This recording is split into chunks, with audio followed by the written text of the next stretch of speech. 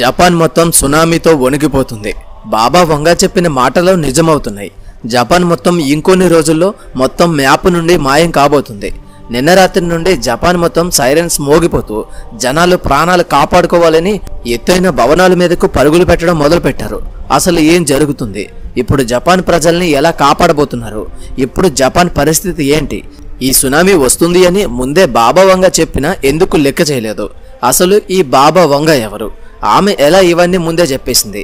సునామీలో భూకంపాలు వస్తాయని ఎలా చెప్పగలిగింది? చెప్పినట్టే కరెక్ట్గా ఎలా జరుగుతున్నాయి అన్నీ ఇప్పుడు తెలుసుకుందాం. ఆమె చెప్పినవన్నీ జరిగాయి. 2011లో జపాన్లో సునామీ వస్తుంది అని ఆమె చెప్పినప్పుడు అందరూ నవ్వి లైట్ తీసుకున్నారు. కానీ నిజంగానే 2011 మార్చి 11న ప్రపంచంలోనే అతిపెద్ద సునామీ మరియు దాంతోపాటుగా పెద్ద పెద్ద భూకంపాలు వచ్చి జపాన్ని వణికించేసింది. అయితే ఆ సునామీలో ఏకంగా 19,000 కంటే ఎక్కువ మంది మరణించారు. అలానే 2025లో కూడా సునామీ వచ్చి జపాన్ మొత్తం అంతం అయిపోద్ది అని మరియు సునామీ వలన కొన్ని దేశాలు కూడా నాశనాన్ని చూస్తాయని బాబా వంగా తెలియజేశారు. అయితే ఈమె ప్రిడిక్షన్ ఎప్పుడు తప్పు కాలేదు. 2011లో వచ్చిన సునామీ నుండి కరోనా వరకు అంతా చెప్పినట్టే జరిగింది. మరి ఆమె ఎవరు?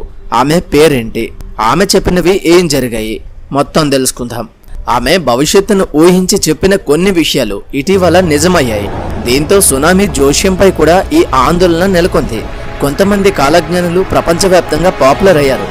అలాంటి వారిలో జపాన్కి చెందిన రియో టాట్సుకి అనే మహిళ ఒకరు. ఆమె జపాన్ బాబా వంగా పరంగా చాలా పాపులర్ అయింది. అయితే ఆమె చెప్పిన ఒక జోష్యం ఇప్పుడు ప్రపంచాన్ని భయపెడుతుంది. 2025 జూలైలో మెగా సునామీ రావచ్చని రియో ముందుగానే చెప్పింది. ఆమె భవిష్యత్తును ఊహించి చెప్పినటువంటి కొన్ని విషయాలు ఇటీవల నిజమయ్యాయి కూడా. దీంతో సునామీ జోష్యంపై ఆందోళన నెలకొంది. రియో టాట్సుకి మొదట జపాన్లో మాంగా ఆర్టిస్ట్ అంటే కామిక్ ఆర్టిస్ట్గా ఫేమస్ అయింది. అయితే భవిష్యత్తులో జరిగేవి తనకు ముందే కలలు వస్తాయట. వాటిని ఒక చోట రాసిపెట్టి లేదంటే ఒక ఆర్ట్ రూపంలో వేసే అలవాటు ఉందని చెప్తుంది. 1980 నుంచి అలా రాసిన డ్రీమ్ జర్నీ అనే ఒక పుస్తకం కూడా ఉంది. దాంతో చాలా పాపులర్ అయిపోయింది.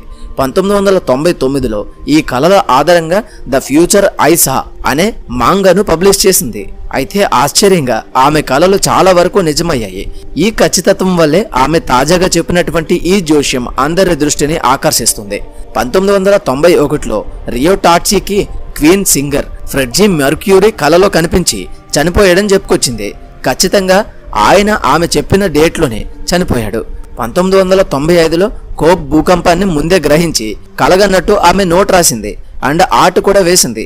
ఈ విపత్తులో 60,000 మందికి పైగా ప్రాణాలు కోల్పోయారు. ఆమె చెప్పినటువంటి విషయాల్లో నిజమైన వాటిలో 2011లో జపాన్ సునామీ భూకంపం కూడా ఉంది.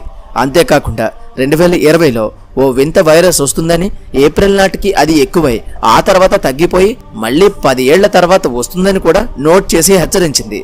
ఈ వైరసే కరోనా. ఈ వివరణ దాదాపుగా కోవిడ్-19కి పర్ఫెక్ట్ గా మ్యాచ్ అవుతుంది. ఇవన్నీ అవి జరగడానికి ముందే రాసినట్లు సమాచారం. దీంతో ఆమె జ్యోతిష్యాలకు చాలా మంది నమ్మడం ప్రారంభించారు. మరి 2025లో మెగా సునామీ రాబోతుందా అనే చర్చ కూడా కొన్ని రోజుల క్రితం మొదలైంది. అయితే ఈ విషయం పైన చాలా మంది వీడియోస్ కూడా చేశారు. ఇంకా జపాన్ అంతా బాబా చెప్పిందే జరుగుతుందని 2 నెలల క్రితం వీడియోస్ చేశారు. కానీ అవి ఎవరు నమ్మలేదు అండ్ లేనివి పోనివి చెప్తున్నారు అంటూ అన్నారు కూడా. అయితే ఈ వంగా బాబా జూలైలో సునామీ వస్తుందని తెలియజేసింది. ఆ మాటలు ఇప్పుడు పుట్టించినవి కాదు. దానికి నిదర్శనం మనవాళ్లు కూడా అదే విషయాన్ని చెబుతూ చాలా వీడియోస్ విడుదల చేశారు కూడా. అయితే ఆమె 2025లో భారీ సునామీ వస్తున్నట్లు నోట్ చేసి ఆర్ట్ వేసింది. జపాన్కు దక్షిణంగా సముద్రం మరుగుతున్నట్లు తెలియజేసింది. ఇది మెగా సునామీని సృష్టించేంత శక్తివంతమైనది. నీటి అడుగున భారీ అగ్నిపర్వత విస్ఫోటనం సంకేతం కావచ్చని చెబుతుంది. ఈ విపత్తు కేంద్రం డైమండ్ షేప్ లో ఉందని ఆమె వివరించింది. దీని ప్రకారం ప్రభావిత ప్రాంతాల్లో జపాన్, తైవాన్, ఇండోనేషియా, ఉత్తర మారియానా దీవులు వస్తాయి. అలాగే రష్యా కూడా ఉంది అని తెలియజేసింది. కల్లో ఆమె ఈ ప్రాంతం వైపు కదులుతున్న డ్రాగన్ లాంటి ఆకారాలను కూడా చూసింది.